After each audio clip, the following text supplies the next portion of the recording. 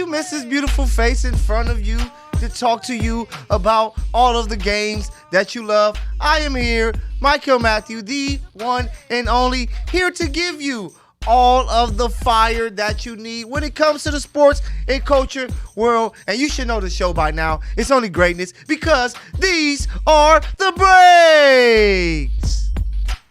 These are the breaks. You know what it is.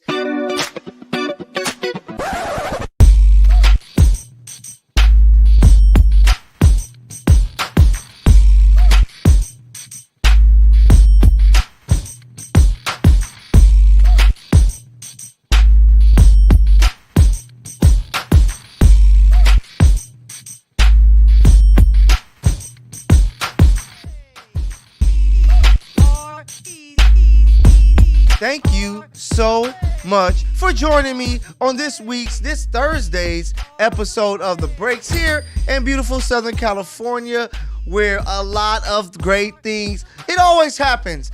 But as you know, in the NBA world, we had a trade that came late Tuesday night. And it caught us off guard, but it happened. I wasn't expecting it.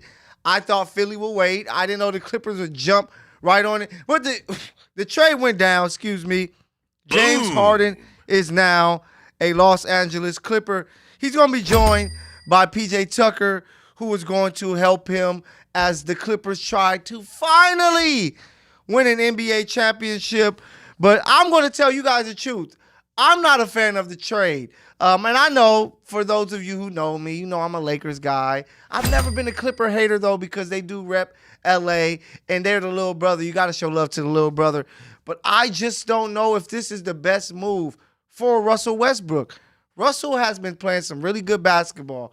All off season, he has been a good leader for this team. We saw the struggles that he had last year with the Lakers because they did exactly what it looked like the Clippers might do as well, and that's move him off the ball, make him play off the ball, be a spot-up shooter at some points, and we know that doesn't help. They lose depth because the Sixers were able to pick up Robert Covington, Nicholas Batum, Marcus Morris, KJ Martin, and the draft picks as well. It was a lot of pieces they moved. And we all know defense wins championship. I know I go back with some of my guys and I talk about I would take offense over defense. Yeah, that's when it comes to an individual player. I prefer the guy that can go out and score 40 and 50 points. But when it comes to a team, it takes defense to help you win a championship. And losing a guy like Covington, like Batum, like Marcus Morris, maybe they aren't the greatest defenders, but they're just big, long, strong, physical, athletic bodies that can help Kawhi, that can help Paul George when it comes to this long season, the wear and tear that comes with it. I don't know if this is a perfect fit, but we're going to see. We're going to have to see because, of course, you know James Harden is a guy that can come in, and if you play Harden ball, you're going to put up a lot of points. He's going to get guys a lot of open shots. But I'm just trying to see, where does Russell Westbrook fit in? He has played some good basketball to start off the season. Where is this going to leave him? So we're going to kind of figure out with that. Will the Clippers make another move? But I don't love it for the Los Angeles Clippers. You guys let me know what you feel because I am not a big fan of it. I talked to a media member when I was at the opener there at Crypto.com Arena for the Clippers, and we discussed. We don't like the move. Of course, it looks good. You have L.A. You have 5 guys from Southern California, Kawhi, PG, Russ, James Harden, Norman Powell. So they are truly LA's team when you think about it. But I just don't know if I love the fit. But I do love the fit for the Sixers because they get some shooting. They get some 3-and-D guys, some toughness to go along with Embiid to help him out, some athletes, some defenders that you could throw at Giannis. You could throw at Tatum. You could throw at Jaylen Brown. You could throw at Jimmy Butler. And then it's that time. I said last week that my most improved player of the year is going to be Tyrese Maxey. I believe that it is his time to show the world that he is an all-star player and get in that all-star game and try to help Philly win the championship. So if I had to pick a winner, I'm going Philly over Clippers in the James Harden trade. But we all know last night we were able to see round 1 of the Battle of L.A. And guess what, guys? It is a shock because it has finally went the Lakers' way. The Los Angeles Lakers were able to snap an 11-game losing streak to the Clippers last night. Their first win since July 30th, 2020. That had to be a bubble game. But it's just crazy to see that the Lakers finally were able to pick up this victory. You can see it on LeBron's face. The team was just happy to get this monkey off of his back. Shout out to AD, 27-10. LeBron, 35-7-11. D-Lo playing some good basketball. And the reason why the Lakers are 3-2 had 27-6.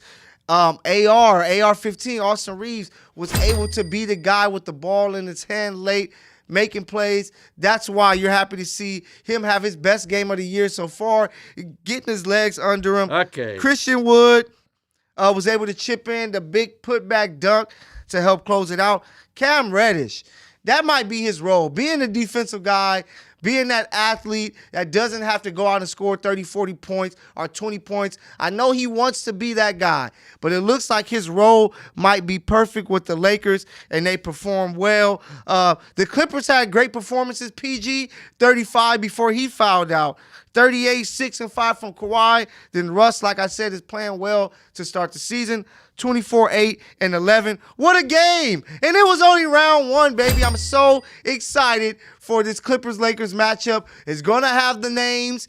It's the best city in the world, and it was some great basketball. 130, 125 last night. I love it. But before I switch gears from the NBA, you know we got to talk about Wemby. We got to talk about the performance of the Spurs to come back down 20 points against the Sun and still a win, 115-114. It was great to see Wemby there on the court, KD, two of these long athletic guys, great guys.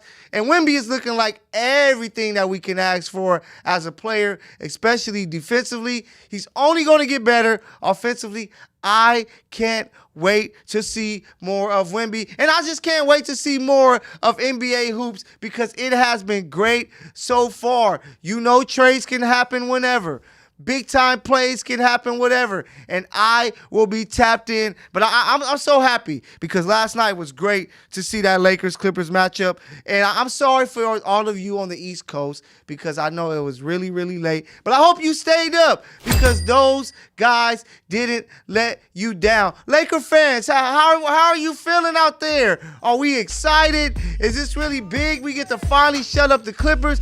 You guys let me know, and Clipper fans, I know you're going to say it's just one game, but a win is a win, baby. The Lakers pick up that big-time victory. Wemby continues to ball, and I got more for you here. I might be done with the hoops. You'll see after the break, but make sure that you do return, baby.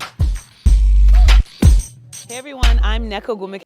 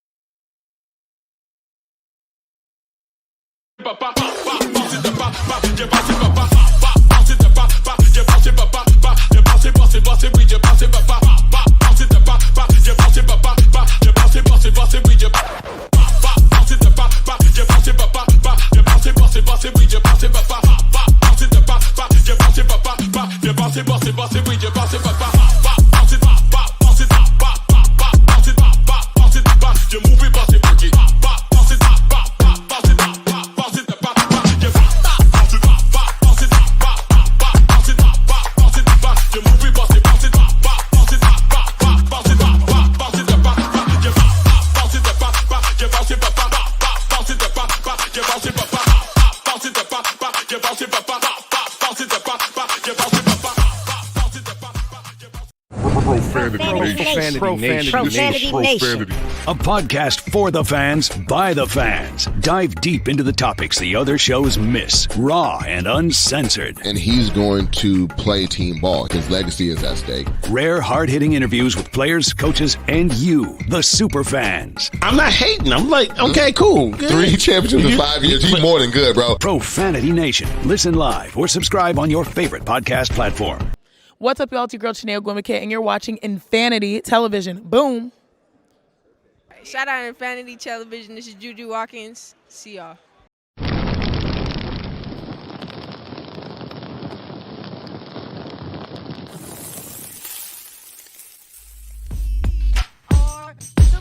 Welcome back.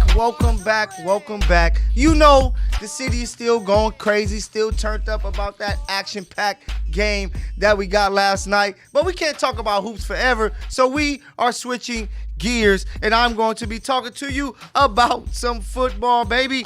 We're going to the gridiron, where we're going to actually go to Breaks University, our NFL. We do our NFL breakdown. That's fine, Jeff.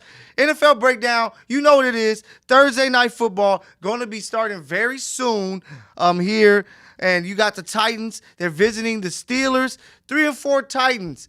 They looked really good last week. Will Levis, is he the guy? 4 touchdown passes in his first start as an NFL quarterback. He made DeAndre Hopkins look like DeAndre Hopkins, looking like the player that I was begging for the Chiefs to try to sign during the offseason, but they weren't able to do it. So that's what I'm intrigued to see. The Steelers are going to be tough. They're always known for their defense. They play some really good football, and they're trying to get to 5-3. They look like a team that can fight for a playoff spot, but so can the Titans. If Will Levis is that guy, making those big-time throws, getting out of the pocket to make those throws, getting out of the pocket to pick up some first down, he looks like a super upgrade over Ryan Tannehill. Tannehill, just an older quarterback, been banged up, dealing with a lot of injuries and so forth, getting up there in age, and things just look much tougher for him. But my eyes will be on Will Levis because, hey, even in fantasy football, I just picked up D-Hop because I'm like, if Levis can give him the ball, it's going to give the Titans a chance, especially with Derrick Henry in the backfield. So I'm going to go with the Steelers, though. The Steelers are going to be tough to beat at home. Coach Tomlin and those guys are going to be ready to go. They saw all this tape of Will Levis. DeAndre Hopkins is coming in a little banged up, so it's going to be tough. I do think Levis performs well, but it will not be enough to beat the Steelers. But you guys know what this week is all about. Let's not play any games. Week 9 football is about one game, and that's this week's Breaks game of the week, baby. And it's going to be Sunday morning, like really Sunday morning for us here on the West Coast, because the game is going to be played at 6:30 because it's going to be in Germany. I'm still mad at you, NFL, because this game should have been played in Arrowhead. Tyreek visiting his old team, the crowd. He's going back and forth on Twitter with a lot of Chiefs fans, talking mess on his podcast.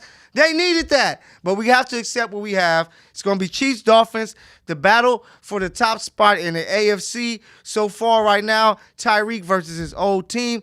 The Chiefs are coming off a very disappointing loss, 24-9 to the Denver Broncos, where the offense looked flat, drop passes, receivers running the wrong route. It was just one of those performances where you can't even explain what happened. 5 turnovers, but that's not Chief football.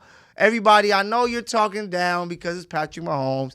The same way you talk down on MJ, Kobe, now LeBron in the NBA. The same thing you're trying to do with Pat because he's just that damn great. But the guy just had one of those games, and the Chiefs do it every year. They did it last year against the Colts when they lost to Matt Ryan and the Colts, and this year it's that Denver game. So it's going to be a crazy, crazy game because the Chiefs are going to be fired up, ready to shut everybody up before they go on their bye week. So let's see what they're going to do, especially after coming off that tough loss against Denver. And, you know, just like the Lakers finally beat the Clippers. The Denver finally beat Patrick Mahomes. It's their first win over Patrick Mahomes with him at quarterback, which is crazy because, he has some years in this league now. But the Dolphins, they're coming off a 31-17 victory over the Pats. Jalen Waddle balled out with 100-plus yards and a touchdown. Tyreek balled out with 100-plus yards and a touchdown. You got Jalen Ramsey back.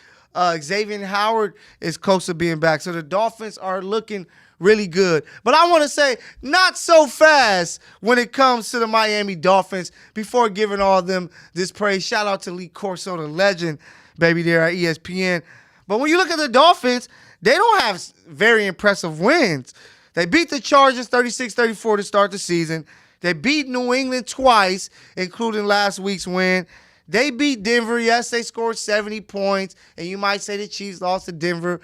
But, divisional games are always tricky. They beat the Giants. They beat Carolina. What is their best win of the year so far?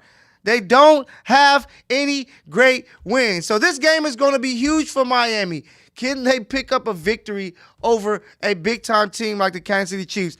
Because when they played two playoff teams, they lost to Buffalo 48-20, smacked up. We all saw that in Buffalo. They weren't ready. Then they lost to the Eagles on the Sunday night game, 31-17.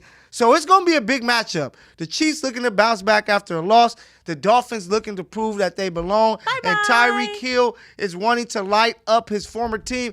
Fun, fun, fun. Wake up early. Let's check this game out because it is going to be a classic, baby. And that's the Breaks game of the week. But I got some more football for you. And not everything is great right now, especially in Las Vegas. The Las Vegas Raiders, they fired Josh McDaniels. They fired the GM. I believe it was time. I don't think that Josh McDaniels is a coach. I believe he is a great coordinator. He needs to get back to it because he struggled in Denver. He was terrible with Vegas. That should be the end of that guy getting head coach's jobs. Bye-bye. That's why we were so mad Eric Bieniemy couldn't get a job, and a guy like Josh McDaniels can, where he already showed what he does, and that stink it up. He doesn't coach well. His teams always play bad, and the Raiders had enough. You see what Devontae Adams is looking like on the sideline. He is hating the situation that he signed himself up for because he thought he would be playing with his best friend. But poor Raider fans, they have to figure out again. New coach, new GM is going to be coming in the offseason. Antonio Pierce will be the interim coach. Let's see what happens. But that's not done in Vegas. Jimmy G has been benched. The young guy, Aiden O'Connell, will be starting most likely rest of the way. So let's see what he can do if they can try to pick up some victories because at one point they were second place in the AFC West. Now at 2-4, 2-5, it looks like another long season for the Raiders. But before we leave the NFL, you know what time it is. I have to give you Michael's top 5 teams heading until week 9, baby. So we're going to start off. Number 1, it was the Chiefs last week. They did what they did, so they won't be on my top 5. I'm not biased. I really do this. I am a professional, guys. I am a professional. Stop hitting me up talking about I'm biased. I am a pro. So I'm going to start with the new number 1 team, the Philadelphia Eagles. The Eagles are playing great football still. They had the comeback victory, 38-31 over the Washington Commanders. Hurts is balling. They have the defensive pieces. They continue to just keep pushing forward. They have a big matchup versus the Cowboys. If it wasn't for this Chiefs-Dolphins game, that would have been my game of the week. But I can't wait to see if the Eagles can smack up those Cowboys. Number 2, the Baltimore Ravens, Lamar Jackson, the defense, the weapons, Gus Edwards coming off of 80 yards rushing, 3 touchdowns. That's a team that's doing a lot of things right. Number 3, the Dolphins. They just got the victory versus New England. They look lights out, but they're going to have to prove something this Sunday. And if they can beat the Chiefs, that will be everything. I might even make them number one if they can do that in Germany. Number 4, the Jags. They keep moving on. It looks like Trevor Lawrence and those guys is getting it right. They're clearly the best team in AFC South. They continue to push forward. Let's see how far they can go. Then number 5, we all saw Monday night. For all of you people who aren't believing, the Detroit Lions are for real. The Lions play really good football. Dan Campbell has created a culture. That team is tough. That team is rugged. They finally let loose Jahmyr Gibbs, and he went crazy. The guy looks like a Jamal Charles type of player, making big-time plays. So that is my top 5. Eagles, number 1. Ravens, 2. Dolphins, number 3. Jags, 4. Number 5, the Detroit Lions. So all of you watching, let me know what you think. You guys been coming at me on Instagram, Twitter about my top 5. So what do you think about this week? Let me know, and I got more for you here after the break.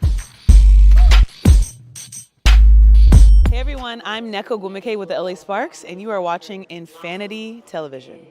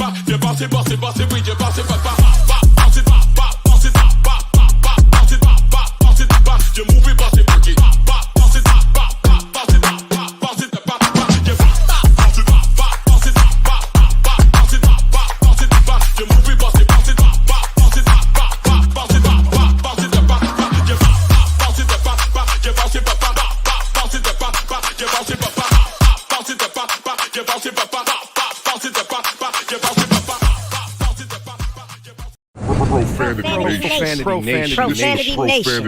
A podcast for the fans, by the fans. Dive deep into the topics the other shows miss, raw and uncensored. And he's going to play team ball. His legacy is at stake. Rare, hard-hitting interviews with players, coaches, and you, the super fans. I'm not hating. I'm like, okay, cool. Good. 3 championships in 5 years. He's more than good, bro. Profanity Nation. Listen live or subscribe on your favorite podcast platform. What's up, y'all? It's your girl, Chanel Gwimike, and you're watching Infanity Television. Boom. Shout out Infanity Television. This is Juju Watkins. See y'all.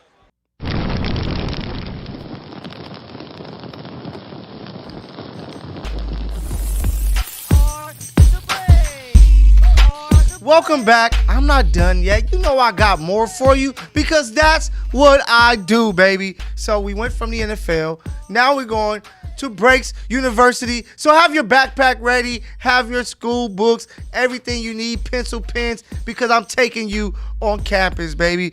And we got to start off. Sad news. Yesterday, we lost a legend. The great Indiana coach Bobby Knight passed away, 83 years old. One of the greatest coaches of all times when it comes to college basketball. The guy was just iconic, like kicking over the chair, throwing the chair, the outburst, just the swagger that he brought the University of Indiana. He is the reason why the University of Indiana still to this day is one of the greater schools when it comes to college basketball. He was a guy I enjoyed to watch interviews and just to talk the game. The guy's a legend. If you don't know Bobby Knight, for you young fans tuning in, go look him up. Go see his info because the guy was just him. He was legendary. Rest in peace to Bobby Knight. And hey, college hoops is almost here, so I hope you guys are ready because I can't wait to talk some college hoops. But you know, college football is going on, is going up. It's getting close to the end of the season, so we have to have the first college football playoff rankings. And I like it. I think Florida State should have been a little higher, but I like where they're located. So number 1, they have Ohio State. Number 2, the defending champions, Georgia. Number 3, Michigan. A lot going on over there with Harbaugh. I don't know what's going to happen, but as of right now, They are the number 3 team. And then number 4 is the Florida State Seminoles, who's playing some great football, led by quarterback Jordan Travis.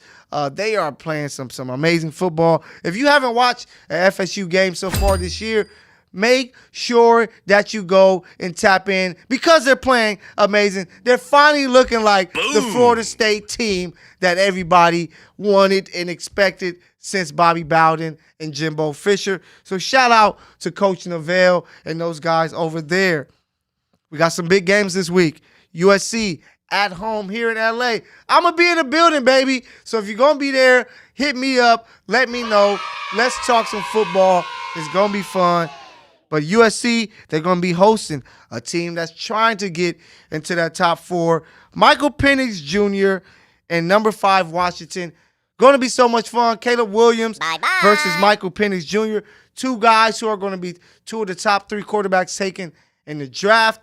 USC, who still has a chance to win the Pac-12. They only have 1 loss to Utah a couple weeks ago. So if they can pick up this big victory over the Washington Huskies, who look amazing, it will be big time for USC. So the season is not lost. Last week I told you, season over and done. Yes, when it comes to the national championship and all of that, but they can still win a Pac-12 title and play in a big-time bowl game. So let's see what happens.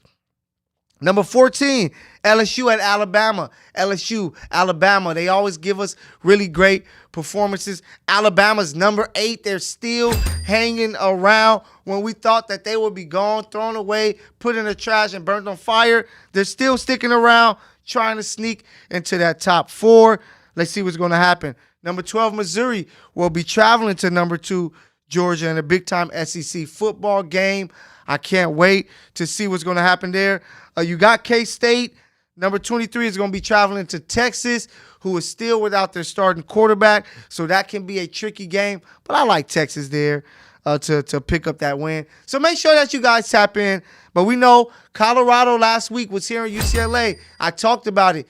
UCLA was able to take care of business. They beat up the University of Colorado, who is now 4-4. And hell, they're just trying to get into a bowl game. So let's see if they can pick up another win or two. But not only did they get their soul snatched on the field, they got things snatched away and stolen in the locker room. Bye-bye. So I know we're going to hear more about this situation. I don't know what the hell went down there. But hopefully, those kids can get their stuff back, some money back. Because, come on, guys, whoever it was, you're an idiot. Why are you going in there, stealing out of some people's locker rooms? They're kids, damn it. College kids, and you want to rob their jewelry? Come on, make it make sense. But let's see if Colorado can bounce back on the field with another Pac-12 win. UCLA is going to be traveling to Arizona. Let's see if they can continue to win games with that great defense. So that's enough. You can take your backpack off, put it away, put all your books, your pen, your pencil inside, because I am done taking you on campus, because I'm taking you to the major leagues, baby. Major League Baseball, that is. And we got to give some hand claps and praise and shout out to the Texas Rangers. They are the new champions of this season.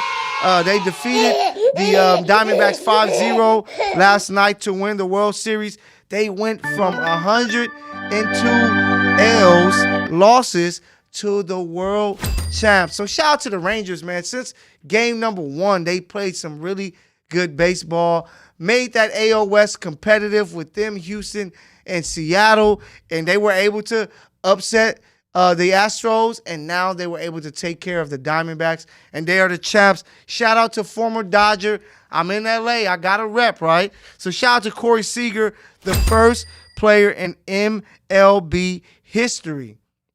That's right. The first player in MLB history to win World Series MVP in both leagues. That's American League, National League. He did his thing. He balled out. The Rangers are the champions. Kudos to them, because no one picked this team to win the World Series at the beginning of the year. 102 losses last year. Oh, excuse me. I thought for sure that they was going to be one of the bottom feeders in the AL West. but they proved me wrong, and you damn Angels continue to prove me wrong because I thought you would finally make the playoffs. But it's that time, my favorite time of every Thursday, and that's for you to break out with yours truly because we know I love sports, baseball, football, basketball, golf, hockey, whatever you want to call it. I love it all. But I also love other things too. So I'm here to talk to you, of course, about Loki. I don't know what is next. This show continues to blow me away. It is the best series that Marvel has had so far. Nothing before can challenge it. It's challenging Ahsoka. I was in love with Ahsoka. I told you every week how great that show was. But Loki is doing a great job. It just has me caught in a loop. I don't know what's going to happen. I thought Victor Timely was going to be there the rest of the way, and they were able to wipe him away. I don't want to give you too much of the show, but if you're a Marvel fan, go and check out Season 2, Loki. Season 5 is tonight in a couple hours. I am going to be all the way tapped in to watch this show. More shows. Disney Plus, I'm making you money right now. You guys should hit me up, give me a sponsor, because I'm giving you a lot of money. Because the Goosebumps, if you haven't checked out the Goosebumps, go and check out the show. Every Friday, a new episode. It has been a great series. I've been liking how they're able to kind of give you the nostalgia for some of the throwback episodes of Goosebumps, and just a new story that they're creating it, but keeping it all locked in, giving you new and keeping it to the same set of actors. They're doing a great job. Shout out to the Goosebumps. I gotta show love and say RIP to Takeoff. It's the 1-year anniversary since Takeoff, the member of Migos, lost his life. One of the better ones when it comes to that big three of the Migos. Takeoff was really, really dope, and it's just crazy how fast time flies by, because it's been 1 year already, man. And that was just such a sad situation that happened there in Houston. I know it's going to be, continue through this weekend. Quavo is probably going to show love, Offset. But rest in peace, Takeoff. You continue to, be loved, and your music continues to affect a lot of people's lives to this day. And then, before I get out of here, you see the shirt. It says black is a blessing, and truly black is a blessing. And I got to give a shout out to the HBCU, and it's going to be for you, Howard, because Howard becomes the first HBCU with a figure skating team. Who would have thought? Black folks out there skating on the ice there for one of the HBCUs, and it's a really dope thing. So shout out to the University of Howard for making that happen, and shout out to you for sticking with me and tuning in for this entire episode of The Breaks here on this Thursday. I can't wait. It's going to be some great football. It's going to be some great hoop this weekend. I hope you locked in, because I'm going to be watching it all. I'm going to make sure that I am catching every second of it so I can bring to you all of this great content that I give you weekly, and that all of us here at Infanity TVs give you weekly. So I thank you guys for tuning in. I can't wait to be with you next week, but you know who I am, Michael Matthew. You see it on the screen, your favorite sports personality with your favorite show, because these are The Breaks. Catch you next week, baby.